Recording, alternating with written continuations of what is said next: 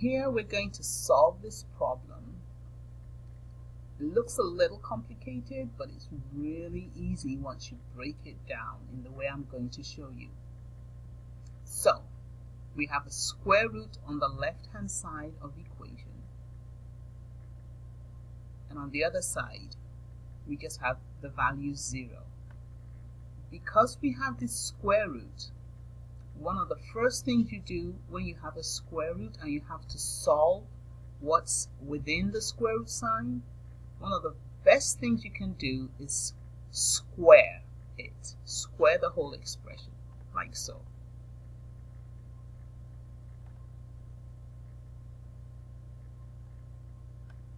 And because we square the left-hand side, we're also going to square the right-hand side.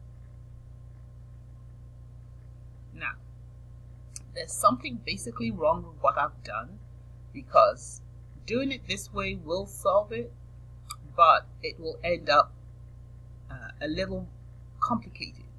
So to reduce the complication, this value, before squaring, we will move it away from this left-hand side and move it to the right-hand side.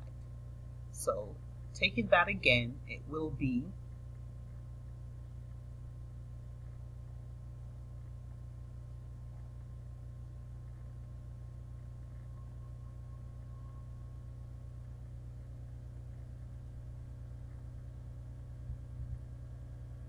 we're going to add the value of x to the left-hand side, and we're going to do the same to the right-hand side.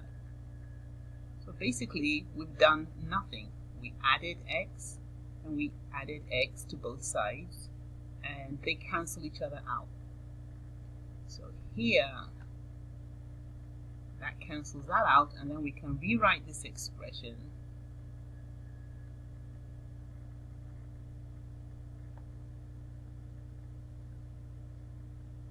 So basically what we've done is we've transformed it from this format to this.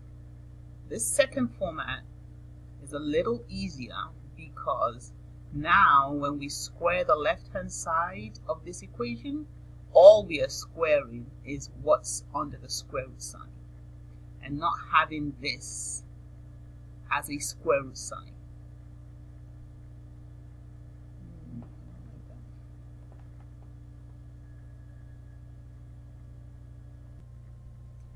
So right up here is question number 5 from out of the test 2. It's test 2, problem number 5 in section 3.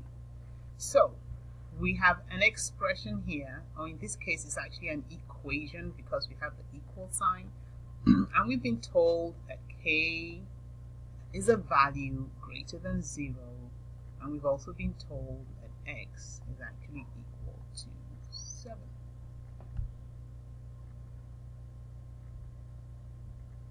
Okay, so we're going to solve this equation by squaring the left-hand side and squaring the right-hand side. Because in any equation, whatever you do to the left-hand side, you definitely, absolutely must always do to the right-hand side. Okay, but before we actually square it, we're going to get rid of this value of x here.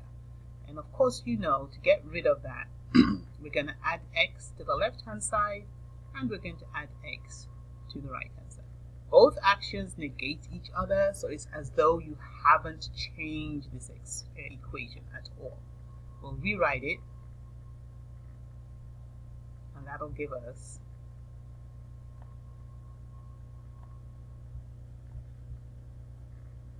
now we have this expression. We can proceed to square the left-hand side and square the right-hand side. We square the left-hand side because the square eliminates the square root sign. So that's an absolute sure way of getting rid of a square root sign is by squaring. So that leaves us with 2k squared plus 17 is equal to x squared. Now we've been told that x is 7, so we can pop that in and 7 squared is actually 49. And we can tidy up this equation by moving all like terms to the same side. So that's a constant, 17 is a constant, 49 is a constant. Here's a variable, so we're going to keep the 2k squared on the left hand side and move this 17 away from the left hand side by subtracting 17 here and subtracting 17 there. That cancels out, gives us 0, and we're left with 2k squared is equal to 32. To isolate the k variable, we're going to have to get rid of this 2. So we divide the left hand side by 2. Do the same thing on the right hand side. That gives us k squared is equal to 16.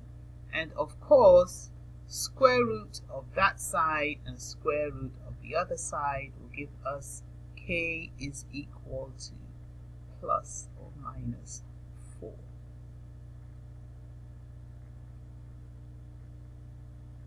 The only options we're given are positive integers, so in this case k is equal to positive 4, and the answer is C.